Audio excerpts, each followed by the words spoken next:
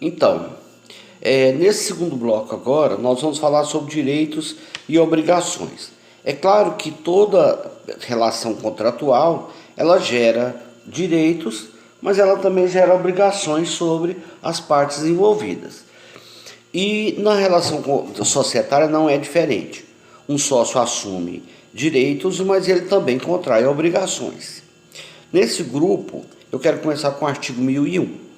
O artigo 1001 diz o seguinte, que as obrigações começam com a assinatura do contrato. E quando é que ela termina? Ela termina com a liquidação da sociedade. Ou melhor dizendo, vamos explicar então melhor essa situação? Quando é que a obrigação da pessoa começa enquanto marido?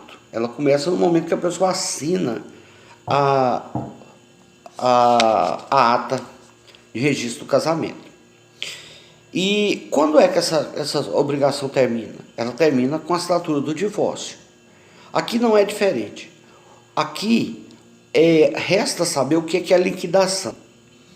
Liquidação é a realização do ativo, o pagamento do passivo e a divisão do saldo remanescente entre os sócios.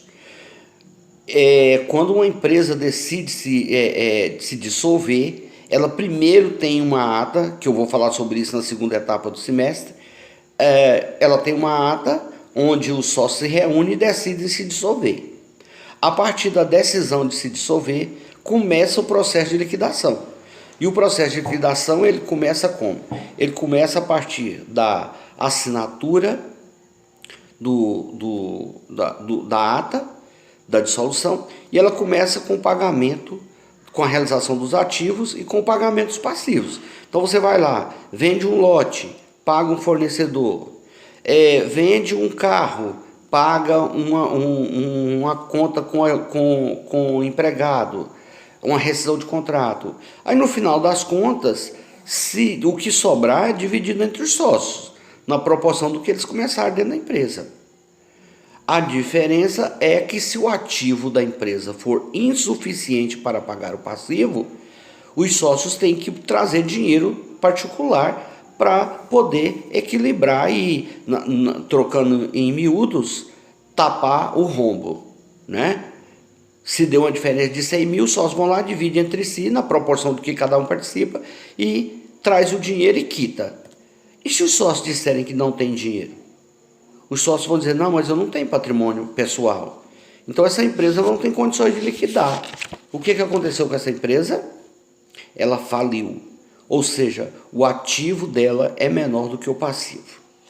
O artigo 1002 fala sobre o affectus societatis. Aqui é o lugar mais claro que fala sobre o affectus societatis, que é o fato de que um sócio não pode se substituir no meio da relação. Vamos então dizer que o Bruno fosse sócio do Kaique e do Clécio.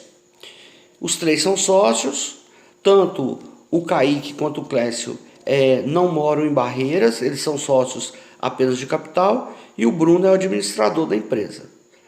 Num belo dia, o Clécio resolve sair lá de Brasília e vir a Barreiras. Quando ele chegou aqui em Barreiras, ele encontrou lá a Leila, irmã do Bruno, lá trabalhando, administrando a empresa. E aí o Clécio vai dizer, olha Bruno, vai perguntar para ela, olha, eu queria saber exatamente o que é que você está fazendo aqui. E aí a irmã do Bruno vai dizer assim, não, eu estou aqui porque o meu irmão está fazendo um curso de extensão na Espanha, ele vai ficar lá na Espanha por 6 meses, e ele pediu para eu ficar aqui no lugar dele. Aí você vai dizer, não. Aí o Clécio vai dizer assim, não, mas isso não pode acontecer. Essa relação não pode ser substituída no meio do processo, notoriamente sem o conhecimento dos outros sócios, né? Então, quer dizer, nessa relação, nessa situação, é a mesma situação do casamento. Uma pessoa casa com a outra, ela não pode se fazer substituir no meio do processo, né? Pelo menos não no papel, né?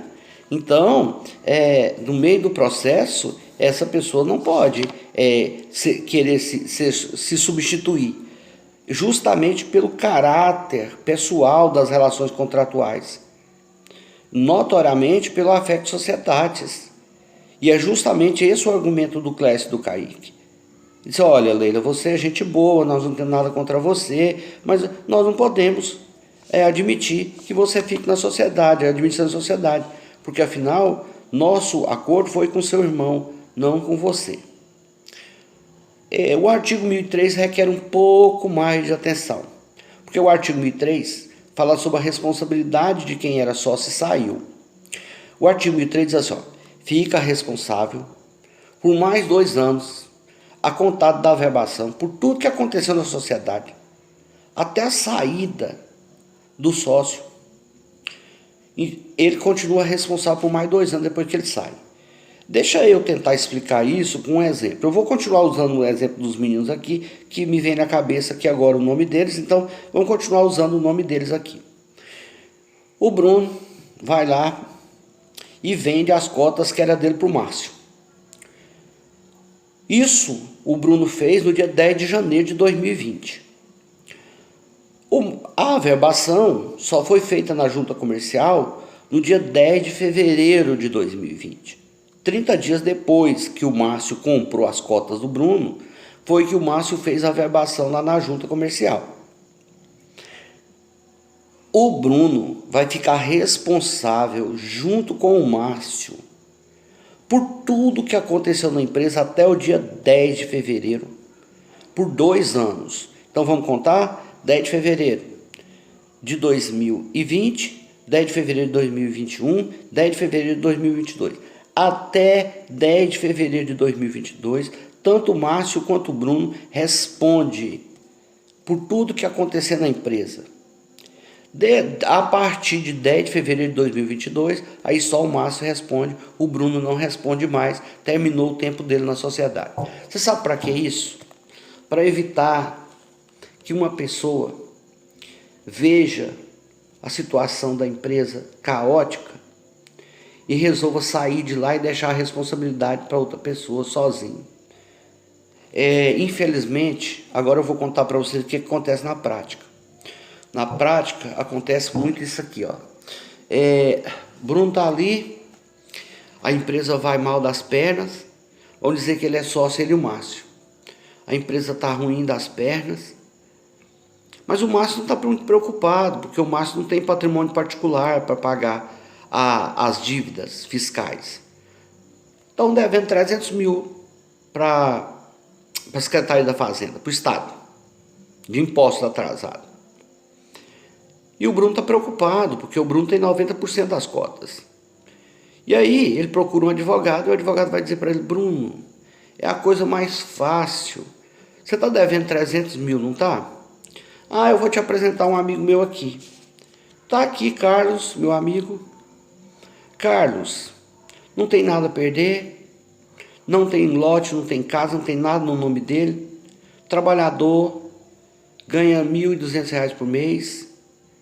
E aí o Bruno faz assim, olha, o Bruno juntamente com o advogado dele, eu tenho uma proposta ótima para você. Você entra na empresa, eu tiro o meu nome, deixo o seu. E aí o Bruno vai lá, paga 30 mil para o Carlos, lembra que ele está devendo 300 para o Estado.